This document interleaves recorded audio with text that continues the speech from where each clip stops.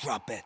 TBS FM 현재 상황 문제 파악 맥락에 집중 묵직한 질문 흔들리지 않는 중심의 축제 일구 몸쪽 꽉 찬 돌직구 쇼미더 뉴스 세상을 바라봐 어제의 뉴스가 오늘의 변화 쇼미더 뉴스 진실을 찾아봐 오늘의 뉴스가 내일의 역사 쇼미더 뉴스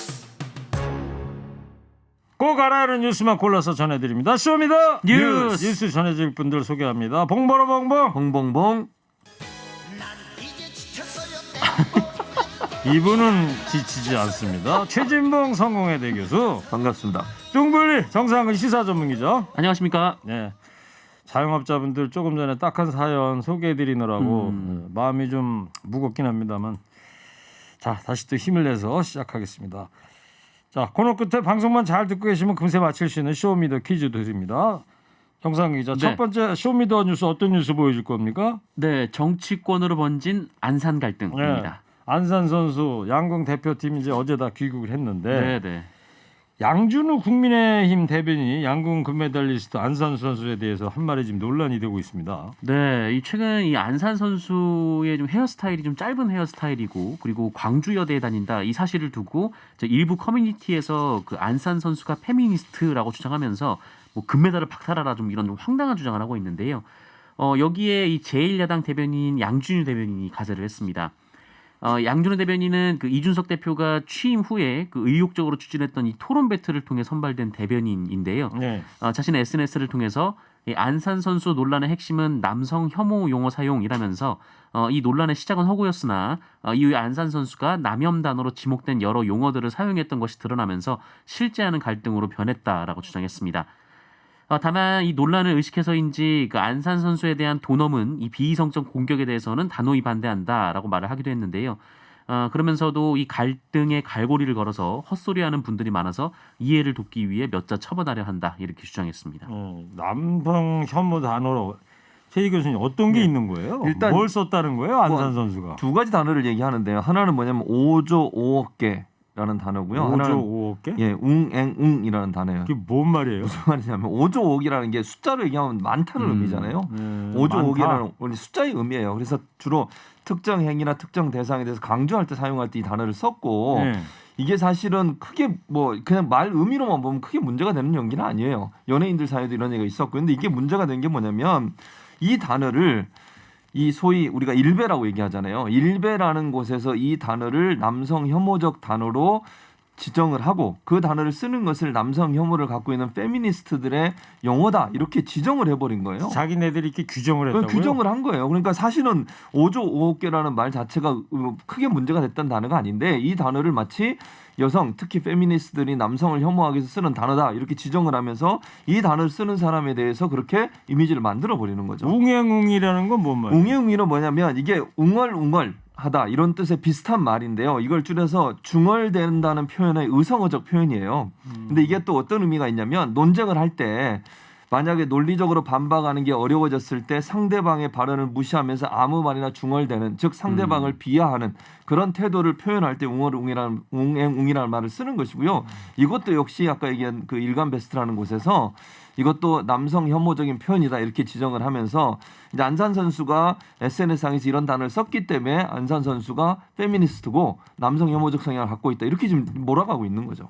참 완전 비상식적인 얘기 비상식적인 아닙니까? 행동이에요. 이게 근거도 말도 안 없는 되는 얘기고. 얘기예요, 사실은. 사실 이런 얘기는 굉장히 예전부터 많이 사용됐거든요. 뭐 이런 좀 웅행웅거린다라거나 뭐가 수가 많다 그러면 뭐 35개 막 이런 식으로 그냥 아무런 얘기를 하는 식으로. 근데 이 얘기가 이 남성 혐오라고 이제 규정을 하면서 이 논란이 지금 계속 이어지고 있는 겁니다. 한 청취자께서 장동건님 닮은 최 교수님 감사합니다. 배우 지진이 씨를 많이 닮았다. 예. 오. 그런 얘기를 많이 듣습니다. 아무튼 다들 잘생긴 쪽에 그 비유를 많이 들었습니다. 네. 지진이는 제가 많이 듣는 말입니다. 있어요, 있어. 네. 감사합니다. 이준석 대표는 이 양 대변인의 발언을 또 두둔을 하고 나섰어요. 네, 그 이준석 대표는 안산 선수 관련 논란에 대해서 이 장혜영 정의당 의원의 질의를 받고 본인이 왜 그런 얘기에 답을 해야 하냐라면서 반박을 한 바 있는데 이번 양준우 대변인 발언에 대해서는 뭐 여성 혐오 관점에서 말한 게 아니다라고 좀 감쌌습니다. 이준석 대표는 그 양준우 대변인의 논평이 당의 입장이고 SNS에서 하는 말은 논평이 아니라 본인 의견을 피력한 것이다 이렇게 얘기를 했고요. 그러면서 양준우 대변인이 여성 혐오라는 개념을 조금이라도 썼거나 거기에 대해서 부적절한 인식을 갖고 있다면 그 징계를 하겠지만 여성 혐오적인 관점에서 이야기한 적은 없다 이렇게 주장했습니다. 아니 공적인 대변인이 기자회견이든 페북에 쓰든 다 공적인 사항 아닐까요? 예. 그 민주당 대선 주자들은 국민의힘 측을 강하게 비판하고 있던데요. 네, 그 이낙연 후보 같은 경우에는 자신의 SNS에 이 선수를 향한 성차별적 공격과 이 터무니없는 괴롭힘을 비판해야 할 공당이 피해자에게 원인을 돌렸다라면서 이 양준우 대변인 발언을 비판을 했습니다. 그러면서 이 정치적 셈법에 의한 것이라면 매우 나쁜 정치 행위고 또 그 당에 만연한 인식을 드러낸 것이라면 더욱 참담하다 이렇게 지적을 했고요. 그리고 이재명 후보 측에서도 이 국민의힘은 온라인 폭력을 옹호하는 행위를 즉각 중단해야 한다라면서 이 양준우 대변인 발언은 그 안산 선수에 대한 온라인 폭력에 힘을 실어주는 내용으로 읽힐 만한 부분이 있다 이렇게 지적했습니다. 사회가 동조한 백넷이다 이런 말도 나오던데 어떻게 생각하세요? 저는 이건 아니라고 생각해요. 이런 주장을 왜 하는지 모르겠고요. 이런 남성 여성 간의 갈등을 부추기는 행위라고 저는 보거든요. 이게 정치권과 언론의 합작품이라고 저는 생각해요. 정말 잘못된 행동이라는 생각이 듭니다. 이게 특별히 아까 말씀하신 특정 사이트에서 그들만의 언어로 사용하는 거예요. 그들이 특정하게 여성을 혐오하기 위해서 만드는 여러 가지 단어들이나 이미지를 그대로 가져와 정치인이 활용하면 안 되는 거 아닙니까? 지금 이준석 대표나 이 대변인이라는 분도 아까 정상근 기자가 얘기했지만 이거 이준석 대표가 무슨 뭐 나는 국대 난가 그걸 통해서 뽑힌 사람이잖아요. 이러다 보니까 자꾸 이걸 남성 혐오로 가져가려고 하는 의도가 있지 않나는 의심이 들어요. 강하게. 저는 이런 행동을 하면 안 된다고 생각합니다. 정치인들이 협력하게 만들고 남성과 여성 간의 혐오들을 없게 만들어야 되는데 그걸 부추기는 문제가 있고 언론들도 마찬가지예요. 이런 문제가 발생하면 언론이 냉정하게 이걸 그렇게 몰고 가면 안 된다고 주장을 해야 될 텐데 도리어 이걸 더 부추기고 키우고 확대 재생산해서 본인의 이익을 챙기고 있는 거거든요. 저는 언론과 정치가 우리 사회의 이런 남녀 갈등 문제를 좀 완화시키고 해결하려는 노력을 해야지 특정 사이트에 기대서 그들이 사용한다라고는 이미지 때문에 그걸 가지고서 특정 선수에 이런 얘기를 하는 것은 상당히 잘못됐다고 봅니다. 알겠습니다. 자, 아주 뜨거운 감사합니다. 설명 감사합니다. 이거 박하사탕인데요. 좀 이따 왔을 때 시원하게 하나 드시고. 감사합니다. 자, 두 번째 쇼미더뉴스 어떤 거예요? 네, 최재형 최저임금 논란입니다. 네, 최재형 전 감사원장이 최저임금 차등 적용제를 주장했어요. 네, 이 최재형 전 원장이 어제 그 이태원의 그 한 음식점에 가서 이 소상공인들과 간담회를 했는데요. 그리고 기자들과 만난 자리에서 이 최저임금 지역별 차등 적용 구상을 밝혔습니다. 지역별? 네네, 지역별로 이제 어떻게 최저임금을 하자는 거예요? 다르게 주자라는 건데, 뭐 각 지역별로 뭐 이제 살고 있는 수준이나 다르고 또 기업 그 유치도 지역이 좀 필요하니까 최저임금을 좀 다르게 적용을 하자 뭐 이런 얘기인데요. 지금 매우 중요합니다. 이 뭐가요? 최저임금. 최저임금? 네, 최저임금 밑줄 매우 몇 개 중요합니다. 쳐요 그러면? 밑줄은 9,160개. 이렇게 많이 쳐요? 내년도 2022년도 최저임금이 9,160원으로 네, 결정이 났기 때문에 네. 깨알 정보 감사합니다. 아유, 감사합니다. 박하사탕은 아직 같이 주고. 네. 네, 어쨌든 최재형 전 원장이 이렇게 얘기를 했는데요. 일하고 싶은 청년들의 일자리를 빼앗는 최저임금 인상은 범죄와 다름없다라면서 이 지역별로 최저임금을 차등 적용하면 기업 유치 그리고 지역 일자리 창출에 도움이 될 것이다. 이렇게 얘기를 한 이 배진환 교수의 발언을 인용해서 이 말씀이 현실적이다. 이렇게 주장을 했습니다. 이 발언이 논란이 되자 이 최재형 전 원장은 오해가 있는 것 같다라고 말을 했는데요. 하지만 이 최저임금을 중앙정부에서 획일적으로 정할 게 아니라 현장에 맞게 적용해야 한다라고 말을 해서 이 차등 적용 입장을 재확인한 상황입니다. 차등 적용이 이게 가능한가요 이게? 아니 제가 볼 때는 좀 가능성도 낮다고 보여지고요. 실제로 그리고 저는 이게 최재형 전 감사원장이 최저임금이 고용을 줄였다라고 그렇게 주장을 해요. 그런데 통계를 보면 이렇습니다. 자, 2018년 최저임금이 16.4% 인상이 됐고요. 2019년 10.9% 인상이 됐습니다. 거기에 비해서 고용률을 한번 비교해 보겠습니다. 이렇게 인상이 됐어요. 2018년, 19년. 고용률이요. 2017년 66.6%였습니다. 2018년은 어떨까요? 똑같아요. 66.6%. 최저임금이 올랐어도. 네, 올랐어도. 2019년은 66.8%로 도리어 0.2% 올랐어요. 아니, 그러니까 실제적으로요. 최저임금이 올랐다고 해서 고용이 줄었다고 하는 최재형 전 감사원장의 주장이 통계적으로 맞지 않다는 거예요. 네. 최소한 이런 통계적 확인도 안 하고 이런 얘기 하면 안 된다고 저는 보고요. 대신 평균 그 일하는 시간 있잖아요. 일하는 시간은 점점 줄어들었어요. 2017년 43시간에서요. 2018년 평균 42시간, 2019년 41시간. 점점 1시간씩 줄어들어요. 평균 임금 노동 시간이. 그 말은 최저임금 때문에 노동 시간은 줄어들고 그다음에 고용률은 거의 그대로거나 아니면 약간 올랐어요. 그런데 마치 최저임금이 고용을 줄이는 중요한 요인이 됐다는 것처럼 얘기하시는 것은 바람직하지 않다고 봅니다. 그러니까 뭐 최저임금이 오르기 때문에 자영업 하시는 분들이 예. 알바를 안 쓴다. 뭐 그렇게 주장을 하시는 근데 거죠. 사실은 그런 것보다는 다른 요소가 훨씬 임차료라든가 많아요. 뭐 네. 프랜차이즈 비용이라든가 이게 그렇죠. 더 과대한 거 아닙니까? 그럼요. 이거를 구조적으로 어떻게 해결할 것인가 이게 더 선행돼야 되지 않을까 이런 아쉬움도 있고. 자 그리고 또 최재형 전 감사원장 얘기 말고 윤석열 전 검찰총장이 부정식품 발언이 지금 오늘 오전 내내 지금 뜨거운 이슈가 되고 있는데 윤석열 전 총장이 지난달에 매일경제하고 인터뷰했을 때 했던 그 발언입니다. 잠깐 좀 들어보겠습니다. 부정식품 관련해서요. 완전히 정말 먹으면은 사람이 막 그 병 걸리고 죽는 건 몰라도 예를 들어 부정식품이다 그러면 아니 없는 사람은 그 아래 또 선택할 수 있게 더 싸게 먹을 수 있게 해줘야 된다 이거야. 이거 먹는다고 당장 어떻게 되는 것도 아니고. 네. 자, 긴 인터뷰지만 그 핵심적인 부분만 들려드렸는데, 그러니까 네네. 없는 사람은 부정식품 먹어도 된다는 취지예요, 하여튼. 뭐 그렇게 들릴 수밖에 없는 말이긴 하죠. 사실 이 얘기는 2주 전에 했던 인터뷰인데요.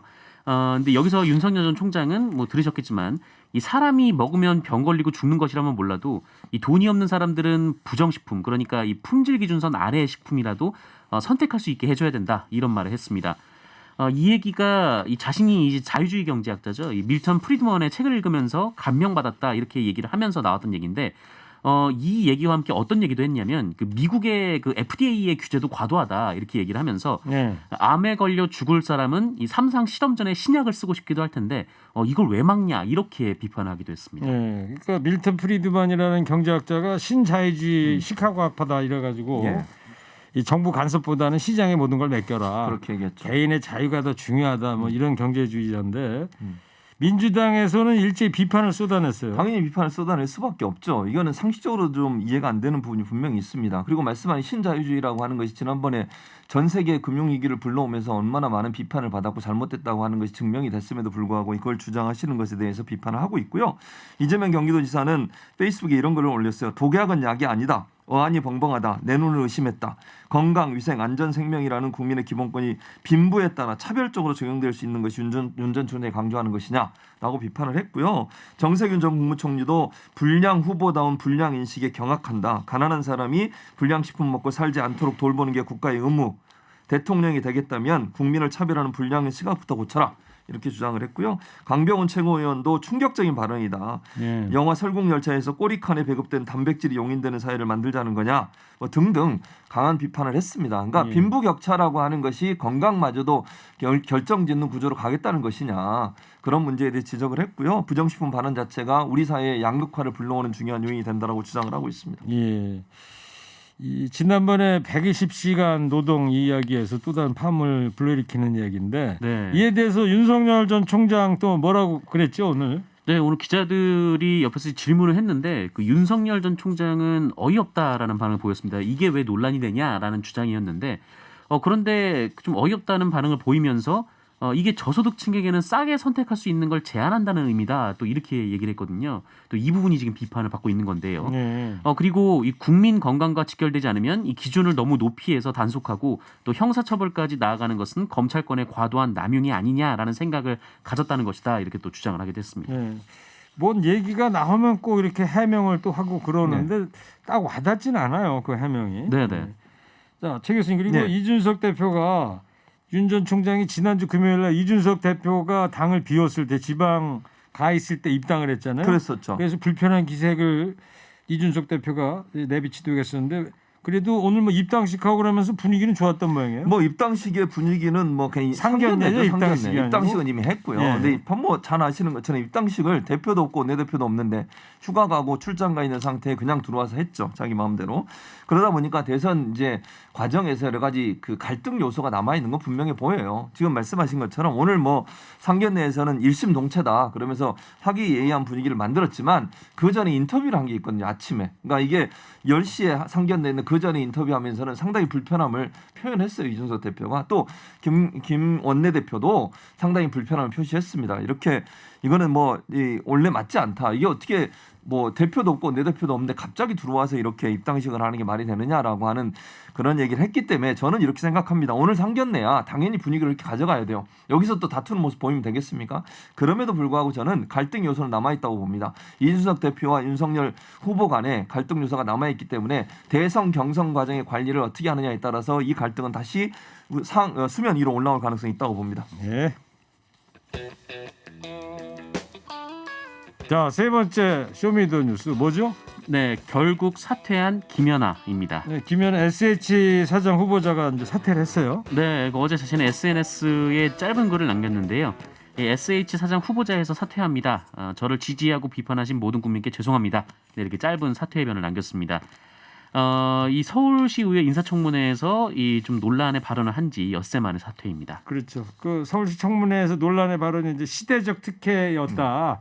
집을 네 채 갖게 된 게 이런 발언이 이제 발목을 잡은 셈이죠. 그렇죠. 시대적 특혜라고 하는 게 이제 뭐 그 당시에 본인이 젊었을 당시에는 집을 많이 가질 수도 있었고 그때는 괜찮았다. 그래서 본인이 시대적 특혜를 얻었다라고 얘기했는데 이게 도리어 논란의 중심에 섰고요.